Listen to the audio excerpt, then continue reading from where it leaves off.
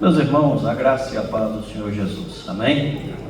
Alguns que eu não vi pela manhã, estou vendo agora, e é um privilégio estar aqui com os irmãos, depois de tanto tempo, ver essa igreja construída.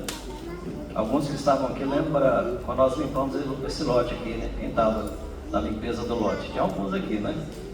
E louvamos a Deus por isso. Bendito seja o nome do Senhor, que a igreja é do Senhor Jesus. Edificarei a minha igreja, a igreja é dele. E hoje, ver esse tempo tão bonito, essa igreja tão bonita, alegra muito o nosso coração. Que Deus abençoe muito a cada um em Cristo Jesus. Muitos irmãos, muitos que eu vi nascer, outros que tive a oportunidade de participar algum tempo de algumas celebrações, outros também de acompanhar enfermidades, mas louvado seja Deus por isso. Um privilégio estar aqui. Só veio eu e Marília. Essa que está do lado ali é minha cunhada, Eliane. Marília está comigo. Elas não são gêmeas não, irmãos, elas só parecem, tá bom? E os meninos, não tem menino mais, né? Hoje de manhã algumas pessoas perguntaram. A Maiana, casada com o filho dessa igreja, com o Eric e Marcelo, né? Ninguém gostei para saber que o nome dele era Eric, né? Às vezes, não sei se a Raquel, alguém estava fazendo boletim, estava lá Eric, eu falei, quem é esse Eric? Não, esse Eric é o Marcelo. Aí eu aprendi que o nome dele era Eric Marcelo. E a Maiana já está na 26ª, 27ª semana de gravidez do segundo bebezinho. A primeira chama Melina, linda demais, parece com o vovô, gordinha, bochechuda, fala muito, agitada. A Maiana queria muito vir com a gente, mas essa viagem tão rápida, cansativa para a Mel e para a Maiana também, devido já à gestação de alguns meses já. Como eu disse pela manhã, Daniel saiu daqui adolescente, já pequenininho ainda, né? Continua pequeno ainda, né? Não cresceu muito não, né? Lá em casa tem como crescer muito não, né? Cresceu, tem alguma coisa errada. E o Daniel, irmãos, fomos para Mantena. E Daniel, pela graça do Senhor Jesus, o Senhor o chamou para o Sagrado Ministério. E ele formou ano passado, formou aqui no seminário de Noel de Nicodemos Ela. E pela bondade do Senhor, ele está pastoreando lá em Palmas, no Tocantins, longe. Mas graças a Deus por isso, está muito feliz lá na igreja a qual ele está pastoreando. E o João Gabriel, é o nosso menino que nasceu aqui, né? O pessoal brincava quando ele nasceu, né? Nasceu igual um bichinho de goiaba, né? Branco, que dava gosto, né? Agora ele continua branco, cabelo pretinho, do mesmo jeito. Está com 15 anos, uma grande bênção. Louvado seja Deus por isso. Hoje teve um debate lá na igreja de questões teológicas. Aí ele foi me passar o debate, eu falei, meu filho, mas aí você vai dar trabalho demais pro pessoal. E ele deu mesmo, irmãos, graças a Deus. Está bem formado também teologicamente. E louvado seja Deus por isso. Eu agradeço ao pastor Judson, o conselho, que parte aí nem me conhecia, né? Conheço hoje poucos que fazem parte do conselho devido a esse tempo todo, mas alegra o nosso coração e é um privilégio estar aqui com os irmãos. Deus abençoe poderosamente essa igreja em Cristo Jesus. Amém, meus irmãos? Vamos abrir a palavra em Romanos capítulo 5. Carta de Paulo aos Romanos, capítulo 5.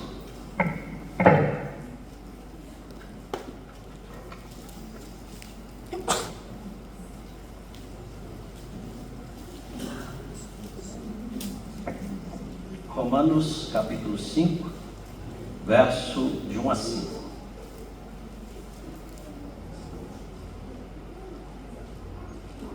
Amém, meus queridos? Diz assim a palavra do Senhor: justificados, pois, mediante a fé, nós temos paz com Deus por meio de nosso Senhor Jesus Cristo, por intermédio de quem obtivemos igualmente acesso, pela fé, a esta graça na qual estamos firmes, e gloriemo-nos na esperança da glória de Deus. E não somente isto, mas também nos gloriemos nas próprias tribulações, sabendo que a tribulação produz perseverança, e a perseverança experiência, e a experiência esperança. Ora, a esperança não confunde, porque o amor de Deus é derramado em nossos corações pelo Espírito Santo, que nos foi outorgado. Pai amado, obrigado por essa noite, e que o Senhor possa continuar ministrando sobre nós, como fora cantado, com poder e com graça. Obrigado pela igreja, pela família Manaim, pelos irmãos que aqui congregam. E agora nós nos quedamos para ouvir a Tua palavra. Sejamos fiéis expositores da Tua palavra.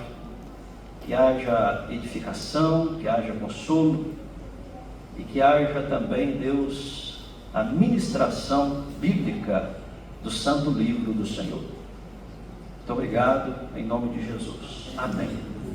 Irmãos, no versículo 1, o apóstolo Paulo, ele começa fazendo uma afirmação muito poderosa. E ele disse que nós fomos justificados mediante a fé. Eu creio que a grande maioria que sabe que a justificação é o tema mais importante da reforma protestante. Romanos 1,17 é o versículo central da carta de Paulo aos Romanos. E ele diz, justificados, e diz o texto sagrado, aquilo que diz em Abacuque, visto que a justiça de Deus se revela no Evangelho, de fé em fé, como está escrito, o justo viverá por fé. E sabemos que esse tema, justificação, ele nos abençoa. E o que significa ser justificado? Sabemos que é um tema forense e é um tema legal. A palavra justificação vem do hebraico tsadak, que significa fazer justo.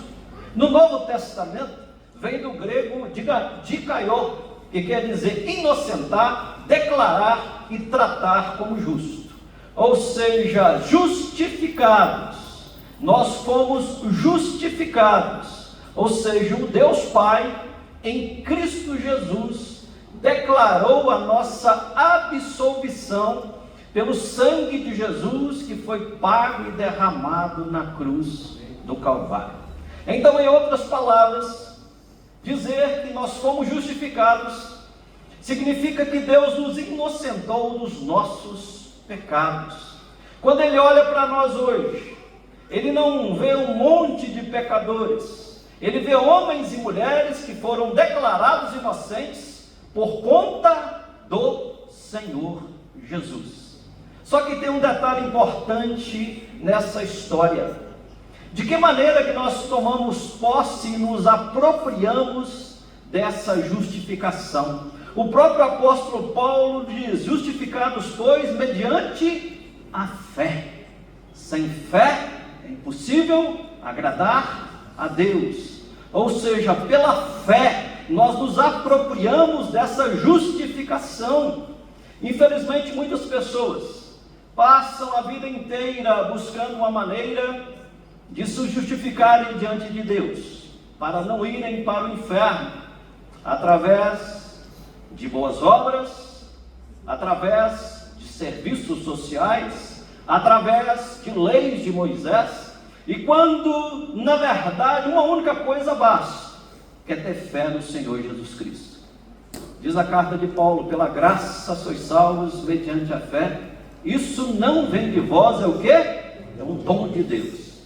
E em Romanos 11:29 fala que o dom e a vocação de Deus são irrevogáveis. E foi isso que Paulo disse, que nós somos justificados mediante a fé. E tem mais, por conta dessa justificação, nós temos paz com Deus por meio de nosso Senhor Jesus Cristo. Mas que paz é essa? É a paz do bem-estar. Sabe aquela paz, me sinto tão em paz. Não é essa paz. É a paz de não sermos mais inimigos de Deus. É a paz de não estarmos mais separados de Deus. É a paz que agora nós temos verdadeiramente em Cristo, unido em Cristo, e agora salvos por Ele, mediante a fé. Olha o que diz Paulo em Filipenses 3:9. E ser achado nele, não tendo justiça própria, que procede de lei, senão a que é mediante a fé em Cristo, a justiça que procede de Deus, baseada na fé. Se você ler todo o capítulo 3 de Paulo aos Filipenses, você vai ver Paulo, e ele falando a respeito de muitas qualificações que ele tinha. Ele foi circuncidado no 8º dia, conforme a lei manda. Ele era da linhagem de Israel, mas precisamente da tribo de Benjamim. Ele fazia parte dos grupos e do grupo mais zeloso da lei, que eram os fariseus. E ele era considerado uma pessoa irrepreensível de acordo com a lei. Ele foi discípulo dos maiores mestres da época. Ele foi criado aos pés de Gamaliel. E no versículo 9 ele conclui dizendo que a justificação dele não veio de nada disso, não veio da lei ou da obediência, mas veio da fé em Cristo Jesus. E voltando aqui para Romanos capítulo 5, no versículo de número 5, nós lemos o seguinte: ora, a esperança não confunde, porque o amor de Deus é derramado em nosso coração pelo Espírito Santo, que nos foi outorgado. Na nova versão da linguagem de hoje diz: essa esperança não nos deixa decepcionados, pois Deus derramou no nosso coração, por meio do Espírito Santo que Ele nos deu. Ou seja, basicamente nessa versão, ele troca a palavra confunde pela palavra decepcionados, e que na verdade é a tradução mais fiel lá ao original. Então a Bíblia diz que a esperança que nós temos em Deus, ela não nos decepciona. Amém, meus irmãos? Justificados, pois, mediante a fé, nós temos paz com Deus. Cantamos essa paz que eu sinto em minha alma, não é porque tudo me vai bem. Essa paz que eu sinto em minha alma é porque eu sirvo a um Deus que é fiel. Só que antes de nós chegarmos nesse nível de esperança, Paulo está dizendo que nós precisamos passar por um processo que está aqui no versículo 3. E ele diz assim: não somente isso, mas também nos gloriamos nas próprias tribulações, sabendo que a tribulação produz o quê? Perseverança.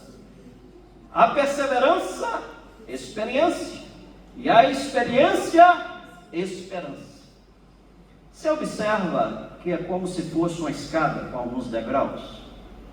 Ou seja, antes de chegarmos na esperança, nós temos tribulação, nós temos perseverança e nós temos o quê? Experiência.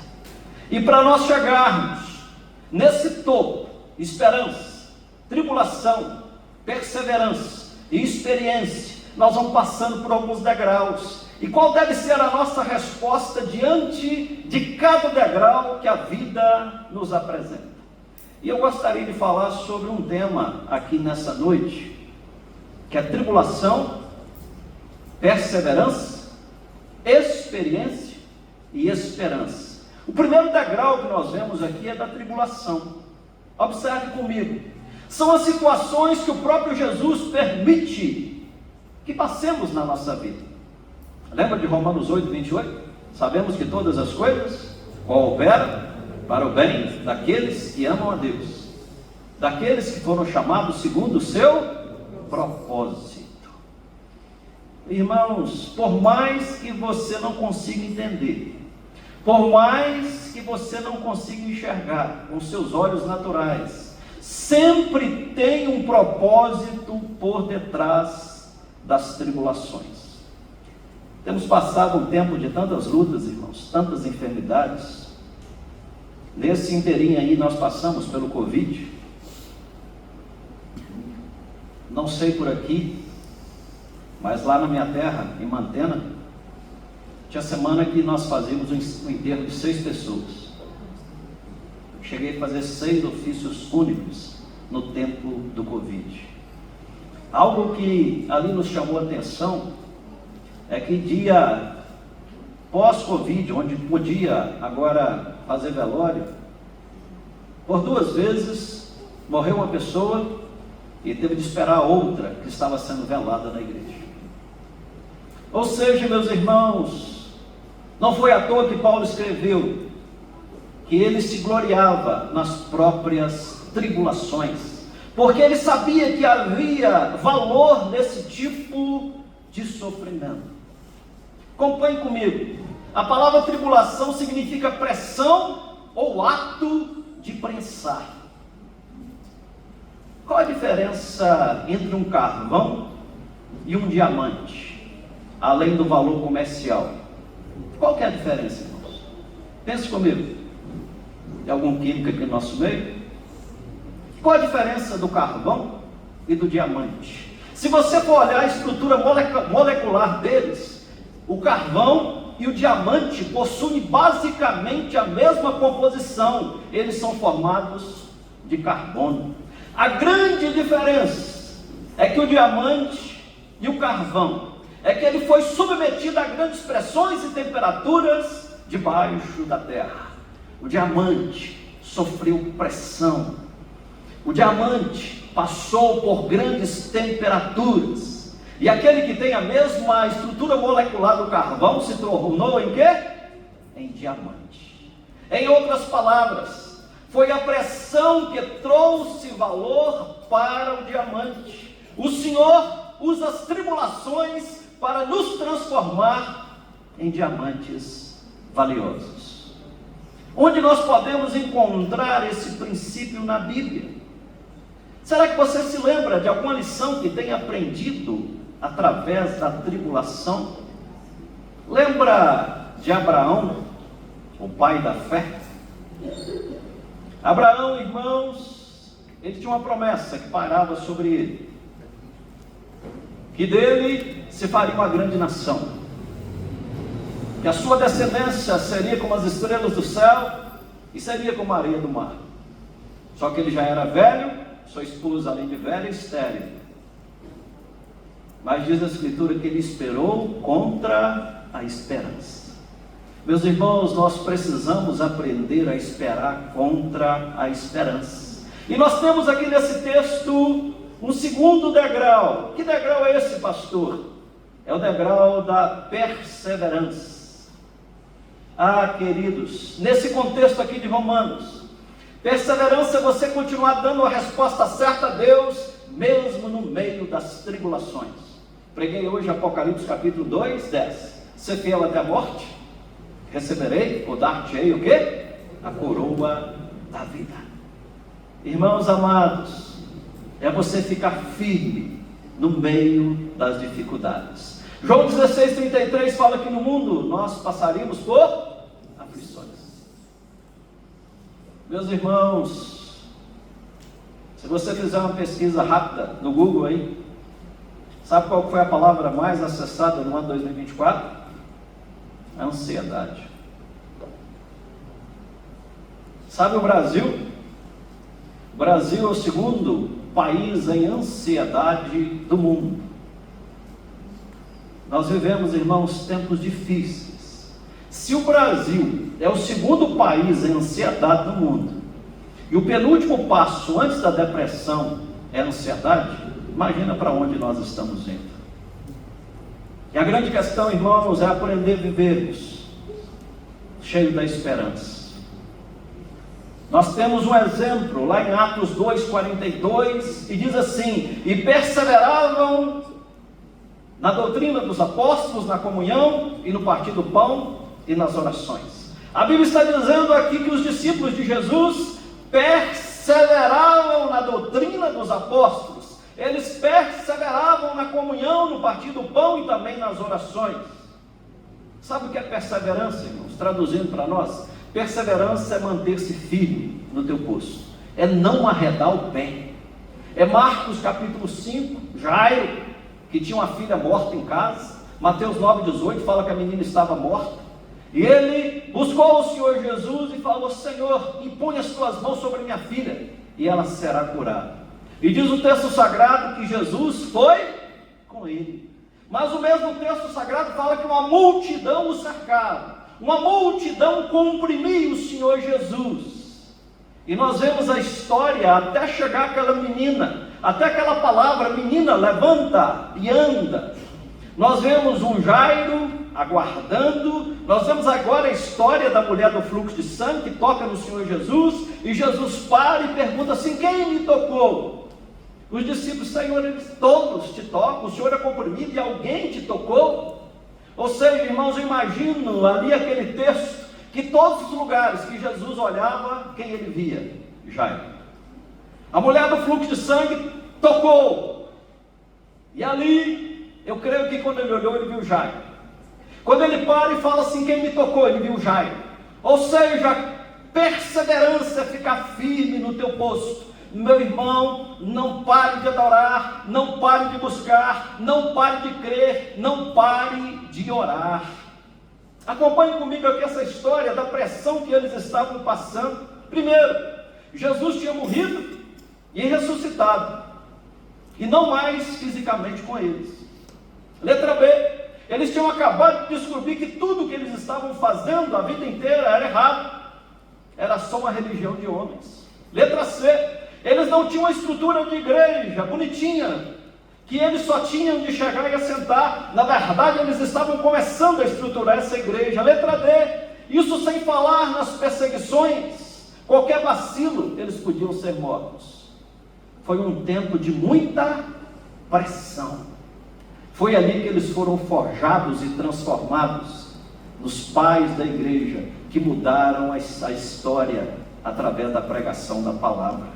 Mas todavia, irmãos, o melhor de tudo mesmo é que eles fizeram questão de perseverar e continuar fazendo. Eles seguiram em frente. Tiago, no capítulo 1, verso 2 a 4, ele diz assim: meus irmãos, tende por motivo de toda alegria o passardes por várias provações. Só que aqui, irmãos, temos uma distância muito grande de teoria e prática. Quando o texto fala, tende motivo de toda alegria o passardes por várias provações, sabendo que a provação da vossa fé, uma vez confirmada, produz o quê? Perseverança. Ora, a perseverança deve ter ação completa para que sejais perfeitos e íntegros e em nada deficientes. Olha aqui o que Tiago está dizendo, que nós temos que ter alegria ao passarmos por várias provações, porque assim nós temos perseverança, e uma vez que nós temos perseverança, nós somos transformados por Deus. O nosso coração é transformado, a nossa mente é transformada, o nosso caráter é transformado, e esse é o valor da perseverança. Por isso, irmãos, tempo de tribulação não é tempo de desistir, amém? É tempo de perseverar, olhando atentamente e fitamente para o autor e consumador da nossa fé, Cristo Jesus, o nosso Senhor. Em que você acha que nós devemos perseverar, irmãos? Será porque a perseverança é tão importante na nossa vida e para a nossa vida? Meu querido irmão, eu não sei, mas o nosso Deus sabe como você adentrou essa casa. Mas a palavra do Senhor nos exorta a perseverarmos, a ficarmos firmes. E nós temos aqui um terceiro degrau. Nós temos agora a experiência. O último degrau antes da esperança é a experiência. Na verdade, a experiência é o resultado da perseverança. A palavra experiência nesse texto significa o quê? Aprovação. Então, ter experiência é ter a aprovação de Deus em meio às tribulações. Aqui nessa passagem de 2 Coríntios 8, de 1 a 4, que eu vou ler para vocês, 2 Coríntios 8, de 1 a 4, diz o seguinte: também, irmãos, fazemos conhecer a graça de Deus concedida às igrejas da Macedônia, porque no meio de muita prova de quê? De tribulação, manifestaram abundância de alegria, e a profunda pobreza deles superabundou em grande riqueza da sua generosidade, porque eles, testemunho eu, na medida de suas posses e mesmo acima delas, se mostraram voluntários, pedindo-nos com muitos rogos a graça de participarem da assistência dos santos. E não somente fizeram como nós esperávamos, mas deram-se a si mesmos, primeiro ao Senhor, depois a nós pela vontade de Deus, o que nos levou a recomendar a Tito, que como começou, assim também complete essa graça entre vós. Como porém em tudo manifestais superabundância, tanto na fé, na palavra, como no saber, e em todo cuidado e em nosso amor para convosco, assim também abundeis nessa graça. Não vos falo na forma de mandamento, mas para provar pela diligência de outros a sinceridade do vosso amor. Nessa passagem, nós vemos que a igreja da Macedônia, eles estavam enfrentando uma grande crise financeira. A Bíblia diz que a situação deles era de profunda pobreza. Todavia, no verso 2, nós vemos qual foi a resposta, porque no meio de muita prova de tribulação, manifestaram abundância de alegria. Perceba que por mais que eles estivessem em crise, eles permaneceram alegres e fizeram questão de continuar contribuindo com a obra de Deus. Eles não pararam, eles continuaram fazendo com alegria, e a Bíblia menciona que eles deram com generosidade. E o resultado disso foi o que Paulo escreveu no verso 3, porque eles, testemunho eu, na medida de suas posses e mesmo acima delas, se mostraram voluntários. Irmãos, tribulação produz perseverança. Perseverança produz experiência. E a experiência produz esperança. Se você continuar lendo o capítulo 5 de Romanos, você vai ver que Paulo nos dá um belo motivo para colocarmos a nossa esperança em Deus. No verso 6 fala assim: porque Cristo, quando nós ainda éramos fracos, morreu a seu tempo pelos ímpios. E diz assim o texto sagrado no verso 7: dificilmente alguém morreria por um justo, pois poderá-se que pelo bom alguém se anime a morrer. Mas Deus prova o seu próprio amor para conosco pelo fato de Cristo ter morrido por nós, sendo nós ainda pecadores. O fato de Cristo ter morrido por nós, sendo nós ainda pecadores, traz esperança em Deus. A lógica dele é a seguinte: se Deus já nos deu tudo o que Ele tinha de mais precioso, mesmo quando éramos pecadores, o que é que Ele vai negar agora? Agora nós somos filhos.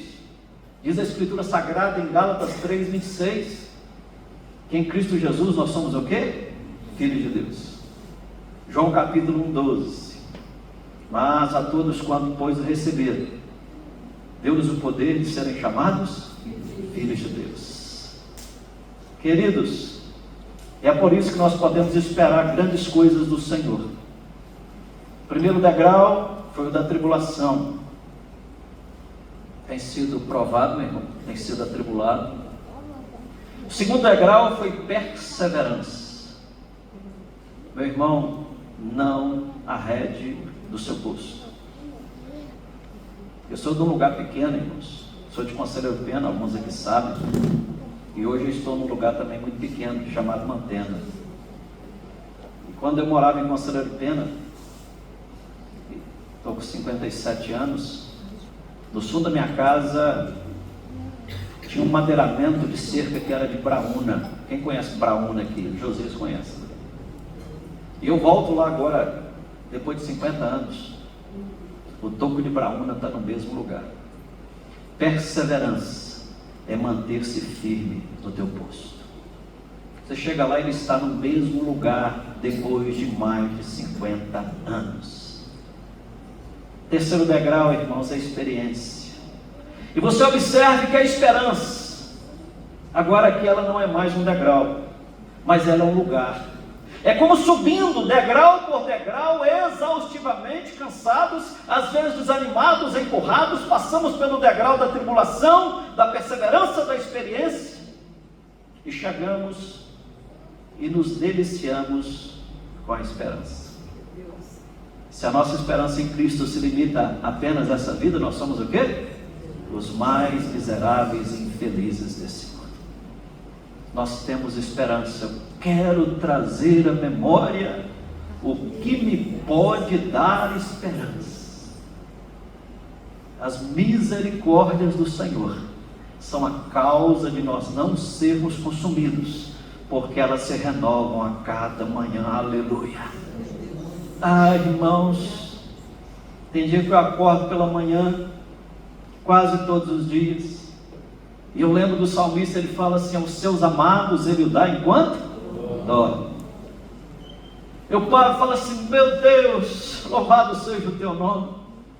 Israel caminhava pelo deserto durante 40 anos. Durante o dia, aquele toldo da nuvem fazendo sombra. Deus é lindo demais, né, irmãos? Criativo, já pensou? Talvez de 2 a 5 milhões de pessoas e um toldo de nuvem fazendo sombra no meio do deserto. Durante a noite, naquele frio, a coluna de fogo. E diz o texto sagrado, irmãos, que mesmo antes do amanhecer, eles já tinham uma mesa posta com pão e com codornizes. E tem dia que eu acordo de manhã e falo: Deus, muito obrigado, porque mesmo antes de acordar, a mesa da graça e da misericórdia do Senhor já está posta a meu favor. Logo que nós acordamos de manhã, tem uma mesa posta, irmãos. É a oração do Pai Nosso: o pão nosso de cada dia dai-nos hoje. Ou seja, todas as nossas necessidades básicas de comida, vestimento, de teto, Ele providencia. Diz a Escritura Sagrada, o salmista Davi dizendo que ele já era velho, mas um dia tinha sido moço. Ele não viu o justo mendigar o pão, nem a sua descendência passar o quê? Necessidade. Queridos, persevere até o fim. João 16:33. No mundo passais por aflições, mas tem de bom ânimo, porque eu venci. O mundo, meu irmão, vai passar, irmãos, amém? Vai passar. As provações passam, as lutas passam, e bendito e louvado seja o nome do Senhor. O choro pode durar uma noite, mas a alegria vem pela manhã. Paulo nos exorta a nos prepararmos para o dia mau. Aquele dia mau ali não é basicamente um dia de 24 horas. Se você observar, ele é mal comum, de maldade. Diz a Escritura que nós vivemos dias maus. Dias maus é dias com influência de demônios. Mas persevere, meu irmão, não jogue a toalha. Não pare de lutar, não pare de acreditar, não pare de buscar. Dobre o seu joelho e ora, dobre o seu joelho e insista com Deus. Abacuque capítulo 2 fala assim: subirei na minha torre de vigia, e não descerei de lá até obter a resposta. Mateus 6,6 fala assim: entra no teu quarto secreto e fala com teu pai em secreto. Carta de Paulo aos Filipenses diz assim: perto está o Senhor, não andeis ansiosos de coisa alguma, antes em tudo, porém, sejam conhecidas diante de Deus as vossas petições, pela oração, pela súplica, e com quê? Ações de graças. E tem uma promessa: e a paz de Deus, que excede todo entendimento, guardará o vosso coração e a vossa mente, ou seus pensamentos em Cristo Jesus. Aleluia. Somos mais do que vencedores. Estamos nas mãos do Todo-Poderoso, e esse braço é forte, ninguém pode nos tirar das mãos do Todo-Poderoso. E nós sabemos, irmãos, que isso nos leva à experiência. Observe que a esperança aqui, ela não é mais um degrau, mas é um lugar. É como subindo degrau por degrau, você vai buscando, e você chega agora na esperança. E eu vou ousar dizer para você que nessa noite, que esperança aqui para nós, neste contexto, é um lugar. Irmãos, eu digo sempre que nós deveríamos ser o povo mais feliz sobre a face da terra. Ontem, jogou Galo e Corinthians. Deu um resultado bacana demais, irmãos. 0-0. Que time feio. Que time feio. E eu fiquei muito feliz. Não fiquei feliz porque não foi derrotado, mas devia ter tomado a troletada aí. Jogou mal demais. E nós vemos ali milhares de pessoas. Não sei nem quantas mil pessoas tinha lá ontem. E a partir de 38? A partir de 4 horas da tarde, a gente queria ir no BH, não dava para ir no BH mais ali, perto do Camargo, sabe de quê? De tanto movimento. E as pessoas vão ali, chegar a 4 horas, 5 horas da tarde, a ônibus. Eu que moro em Mantena, você sabe que num dia de jogo como esse, sai um carro lá de Mantena para assistir um jogo aqui? Já pensou o que é isso? Você chega 4 horas antes do jogo, 5, 6, 7, 8, 9. Acaba o jogo, 11h30 da noite, você vai embora para casa, mas você está feliz. E às vezes nós não conseguimos nos alegrar com Jesus, irmãos. Ah, meus irmãos, lembra de Mateus? Aonde está o teu tesouro, ali também está o teu coração. Meus irmãos, aqui no Novo Testamento, a esperança é a segurança que vem do conhecimento da certeza da nossa salvação futura. Irmãos, nós fomos salvos, amém? Nós estamos salvos, amém? Amém. E nós seremos salvos. Aí você fala assim, aleluia. Ou já ainda não, irmãos. Diz a Escritura que o Senhor nos predestinou, Ele nos conheceu. Romanos 8, 29. Ele teve um relacionamento íntimo conosco, nos escolheu antes dos tempos eternos. Chegando à plenitude dos tempos, Ele nos chamou, e nos chamou o quê? De maneira eficaz. Mas Ele é fiel para levar a nossa salvação até o final. E bendito seja o nome do Senhor. Meu querido, olha aqui para mim, você não vai ficar no meio do caminho, amém? As ovelhas do Senhor conhecem a sua voz. Você não fica no meio do caminho. Sabe por quê, irmãos? Porque Apocalipse capítulo 13, 8 nos fala que o seu nome foi escrito no livro da vida antes da fundação do mundo, amém? Você foi escolhido em Cristo Jesus antes dos tempos eternos. Ele te amou eternamente. Ele te olhou, não havia estrelas no céu, não havia lua no firmamento, o sol não brilhava, e Ele já tinha olhado para você, te amado e te predestinado eternamente para Cristo Jesus, amém? E é por isso que nós podemos ter esperança. A esperança não confunde. Temos de ser o povo mais feliz sobre a terra. Nós somos um povo que nós temos uma certeza, nós não seremos salvos, mas nós já estamos salvos em Cristo Jesus. Se cerrarmos os olhos aqui, fechamos os olhos aqui, como está lá em Lucas 16, e abrimos lá no paraíso de Deus, no seio de Abraão, e louvado seja o nome do Senhor. Meus irmãos, a nossa certeza futura não é incerta.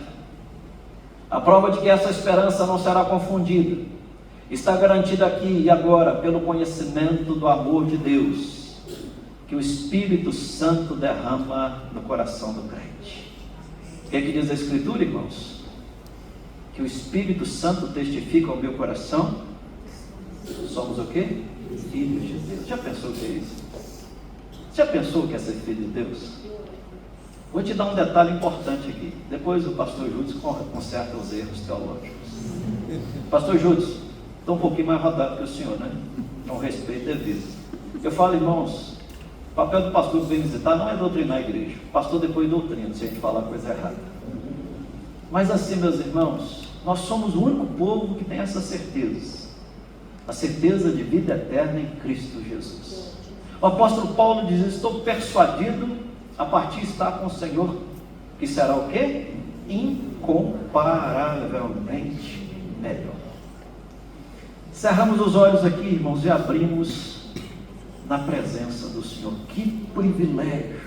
Somos filhos de Deus. Lembra do que diz Romanos capítulo 8? Romanos 8 diz o seguinte, meus irmãos, palavra dura e deveras pesada. Ou somos filhos de Deus, ou filhos de quem? Quem diz isso, irmãos? A palavra do Senhor. E nós não somos filhos mais do diabo, nós somos filhos de Deus em Cristo Jesus. Ah, queridos, o príncipe da potestade do ar já não nos comanda mais. Nós não somos escravos do mundo, nem da carne, nem do inferno. Apocalipse capítulo 1, 18. Ele tem a chave da morte, Ele tem a chave do inferno, e nós somos resgatados pelo precioso sangue de Jesus. Meus irmãos, 1 Coríntios 15, 19, diz a palavra do Senhor, texto que todos conhecem. Se a nossa esperança em Cristo se limita apenas a esta vida, somos os mais infelizes de todos os homens. Nós temos uma esperança, irmãos. Jesus virá outra vez aqui, Jesus virá mais outra vez aqui, e todos juntos em um só louvor cantemos todos, Ele é o nosso Senhor. Aleluia, Ele é o nosso Senhor. Ao ressoar da 7ª trombeta, o Senhor vai buscar a sua igreja. Bendito seja o nome do Senhor. E nós vamos ali em Apocalipse 21 e fala assim: vi novo céu e nova terra, porque o primeiro céu e a primeira terra passaram, e o mar já não existe. Vi a nova Jerusalém, que descia do céu, e diz o texto sagrado que o próprio Deus tabernacular, Ele vai morar com nós. E Ele diz assim: já não existe choro, nem pranto, nem dor, porque as primeiras coisas já passaram. Esperança é a segurança que vem do conhecimento da certeza da nossa salvação futura. Nós temos uma segurança. Nós temos uma segurança em Jesus. Nós temos uma segurança que Cristo vai voltar para buscar a sua igreja. Nós temos uma segurança que nós já estamos salvos. E diz a Escritura que não há condenação. Nós temos uma segurança que nós não entramos em juízo, porque já passamos da morte para a vida. Meu irmão, você não vai ser salvo, você já está salvo. A vida eterna você não vai começar. Se você tem Cristo Jesus, a vida eterna já deu início na sua vida. Eu tenho dito, irmãos, que o assunto mais importante da história não é o valor do Bitcoin de amanhã, não é o valor da cotação do dólar, nem do euro, não é o que está acontecendo, todo esse mundo caótico de confusão, nem em Brasília, mas o assunto nevrálgico mais importante da minha vida é onde eu vou passar a eternidade. Esse é o assunto mais importante, aonde eu vou passar a eternidade. E essa eternidade tem de ser com o Senhor Jesus. Existe uma esperança, e uma esperança verdadeira, e essa esperança se chama Jesus. Meus irmãos, esperança é essa segurança da certeza da nossa salvação presente e também futura em Cristo Jesus. Para nós encerrarmos, meu irmão, tribulação, perseverança, experiência e esperança. Justificados, pois, mediante a fé, nós temos o quê? Paz com Deus. Que Deus te abençoe em Cristo Jesus. Que o Espírito Santo aplique essa palavra no seu coração. Você sai daqui, querido, cheio de esperança, cheio de pastor, tem passado tribulação. O caminho está bom, irmãos. É um carvãozinho que vai virar um diamante, amém? Pastor, tem passado pela perseverança. Meu irmão, fica firme. Não arreda não, cara. Aqui não pode buscar não, tá bom? Incomoda o trono de Deus. Incomoda o trono de Deus. Lute com Deus, tá bom? Faz como Jacó no val de Jaboque. Não te deixarei subir se não me abençoares. Vai lá, querido. Oséias diz que lutou com Deus. Que maneira? Lutou em oração. Lute com Deus. Persevere até o fim. Tem experiência, mas tem esperança. Deus não rejeita a nossa oração. O salmista fala: bendito seja Deus que não rejeita a oração e nem aparta de nós a sua graça. Salmo 66 fala: quem tem ouvido e tem atendido a voz da nossa oração. Apocalipse capítulo 5 fala de um livro selado com 7 selos, por dentro e por fora. E esse livro estava todo escrito, e diz que ninguém podia, nem no céu, nem na terra, nem debaixo da terra, olhar para ele, nem manuseá-lo, mas diz a Escritura Sagrada em Apocalipse capítulo 5, talvez é o seu caso. Todavia, um dos anciãos me disse: não chore. Você tem chorado, meu irmão? Mas ele fala assim: eis que o leão da tribo de Judá, a raiz de Davi, ele venceu para abrir o livro e os seus 7 selos. Então vi no meio do trono e dos 4 seres viventes, e entre os anciãos de pé um cordeiro como tendo sido morto. E ele tinha 7 chifres, bem como 7 olhos, que são 7 Espíritos de Deus, enviados por toda parte. Aí nós vemos aqui, irmãos, eu vi quando o cordeiro abriu o primeiro selo, amém? Orar é falar com aquele que tem um livro dos selos e abre os selos nas mãos. Aí fala assim: vi quando ele abriu o segundo selo. Isso é lindo demais, irmãos. E o terceiro fala assim: vi quando o cordeiro abriu o terceiro selo. Vi quando o cordeiro abriu o 4º selo. Vi quando o cordeiro abriu o 5º selo. Vi quando o cordeiro abriu o 6º selo. E ele vai abrir o 7º selo. E nós vamos estar com ele para todo sempre. Não perca a sua esperança. Amém? Que Deus te abençoe. Vamos orar com a sua cabeça.